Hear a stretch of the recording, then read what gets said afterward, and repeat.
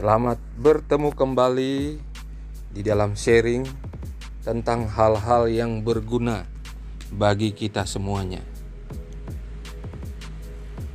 Saat ini kita akan mencari tahu dan mempelajari tentang cryptocurrency.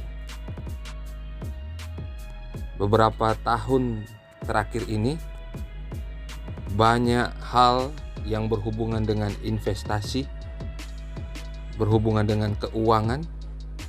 Oleh karena itu sangat dibutuhkan oleh setiap orang.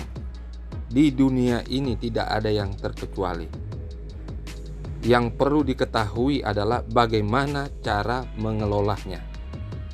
Pada kali ini kita coba melihat tentang cryptocurrency yang beberapa tahun terakhir ini sangat booming, trending, oleh karena ada seorang yang mengelola cryptocurrency baru usia 25 tahun sudah memiliki kekayaan yang luar biasa. Salah satu instrumen investasi yang sedang trendy di kalangan orang-orang yang berhubungan dengan pengelolaan aset atau keuangan adalah cryptocurrency. Apa itu crypto? Cryptocurrency atau crypto adalah mata uang virtual yang dirancang untuk bekerja sebagai media pertukaran yang menggunakan kriptografi namanya untuk mengamankan transaksi keuangan. Jadi mata uang ini memang sudah beredar dan sangat populer, bukan cuma di Indonesia tetapi di seluruh dunia, di luar negeri sana. Aset kripto juga berbeda dengan mata uang konvensional yang kita ketahui di dalam kehidupan kita. Mata uang kripto ini sifatnya lebih desentralisasi. Jadi boleh dibilang pada saat mengadakan transaksi dengan cryptocurrency ini tidak ada perantara seperti yang dilakukan ketika kita mengadakan transaksi di bank-bank konvensional yang biasa kita lakukan. Jadi maksudnya transaksi dilakukan hanya oleh dua pihak, antara si pengirim dan si penerima. Mari kita lihat bagaimana konsep atau cara yang paling dasar di dalam mengelola cryptocurrency ini. Kita mulai dengan caranya kita mendapatkan cryptocurrency ini atau mengadakan trading atau perdagangan, khususnya bagi kita-kita yang pemula. Yang pertama yang kita harus siapkan adalah uang tentunya. Uang ini diusahakan adalah yang tidak terpakai. Kalau uang untuk hal-hal yang darurat jangan digunakan. Jadi gunakanlah uang yang belum terpakai dan itu merupakan aset yang dimiliki oleh kita untuk kebutuhan-kebutuhan kita di waktu yang akan datang.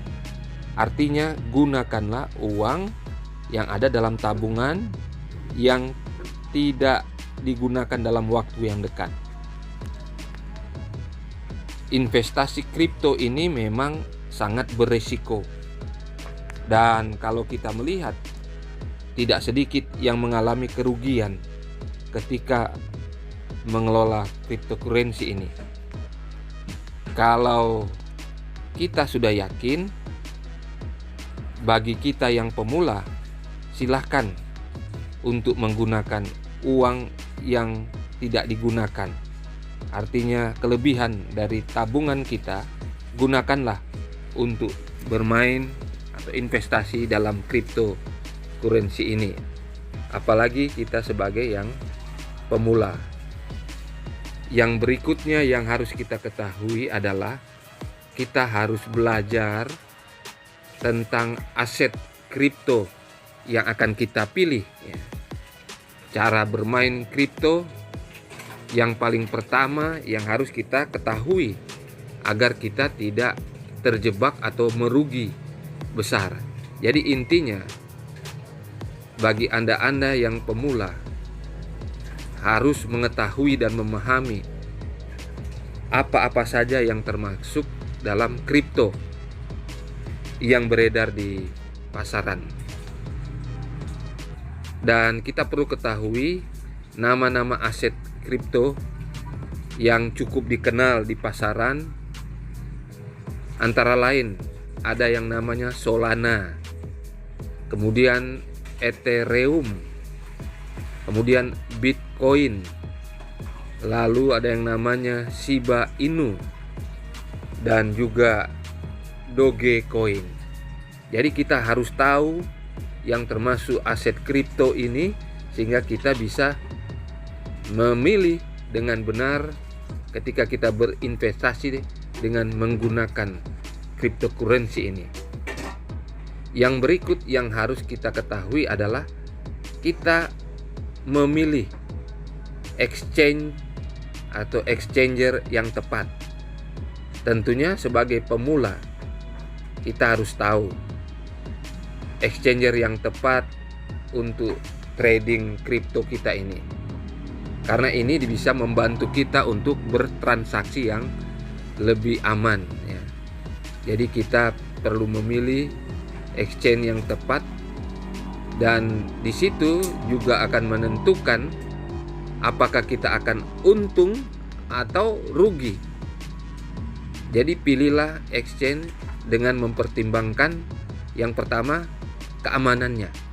Itu harus yang pertama kalau kita pilih exchange-nya. Yang kedua, layanan untuk customer atau pelanggan. Baik atau tidak, lancar atau tidak, 24 jam atau tidak. Dan yang berikut kita pertimbangkan adalah biaya transaksi. Kalau kita menggunakan exchange ini, biaya transaksinya apakah besar, kecil, atau ada jebakan-jebakan, kita perlu tahu semua. Jadi ketika kita memilih exchange yang tepat, kita harus perhatikan juga marketplace-nya yang kita akan gunakan. Itu sudah ada izin atau tidak ya, apakah ini gelap, berbahaya.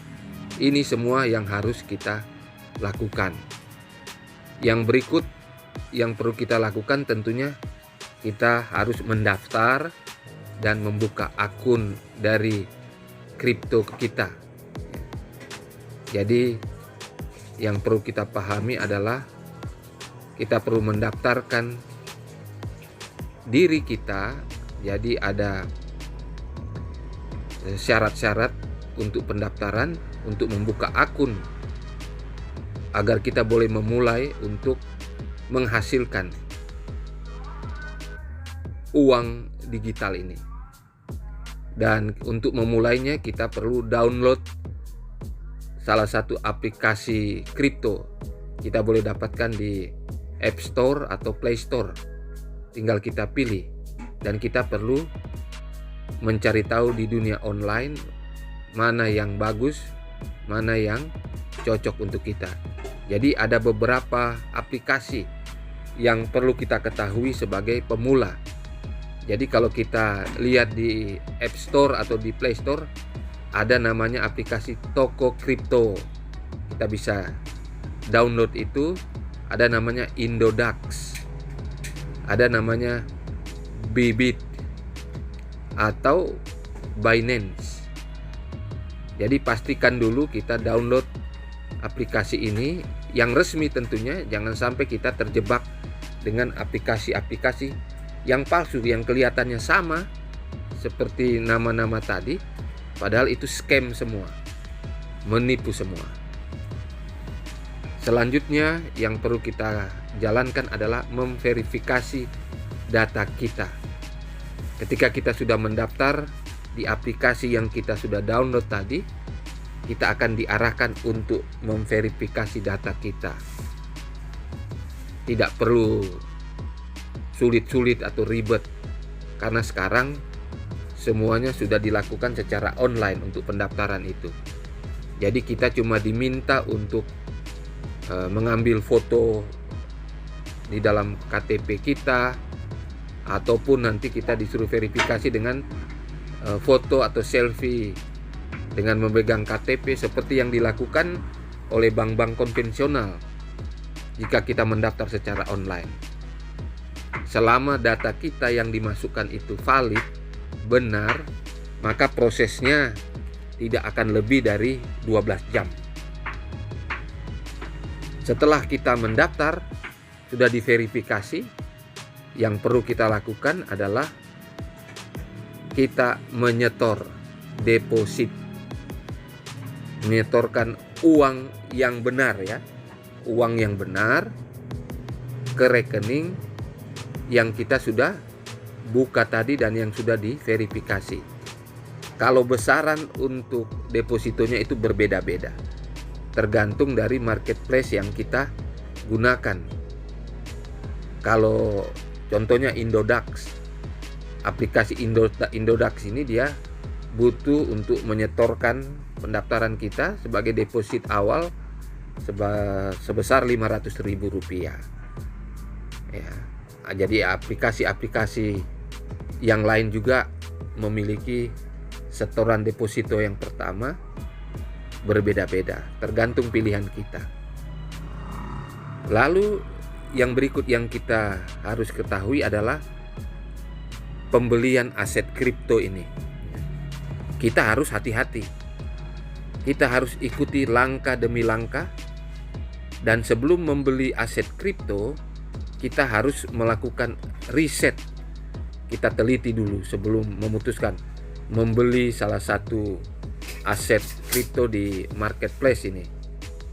Yang penting di sini adalah semakin bagus dan punya perspektif yang baik ke depan aset kripto ini, maka nilai aset kripto ini akan semakin tinggi.